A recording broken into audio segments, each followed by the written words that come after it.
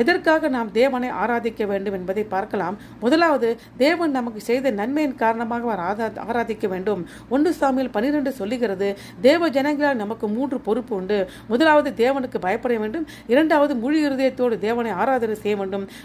மூன்றாவது, அவன் நமக்கு செய்த பெரிய காரியங்களை சிந்தித்து அவருக்கு உரிய அங்கீகாரம் அளிப்பதாகும்.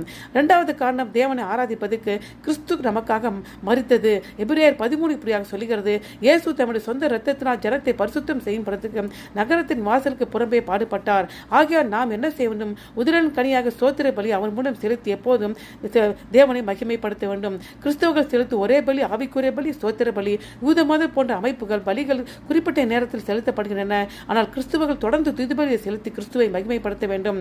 மூன்றாவது, நாம் மீட்கப்பட்ட காரணத்தினால் தேவனை ஆராதிக்க வேண்டும். 1 கொரிந்தியர் 6 இப்படியாக சொல்லுகிறது, நாம் கிறிஸ்துவின் வெளியேறப்பட்ட இரத்தத்தால் மீட்கப்பட்டோம். ஆகிய நம் சரீரத்தினாலும் ஆவினாலும் தேவனை ஆராதனை செய்ய வேண்டும். ஆமென்.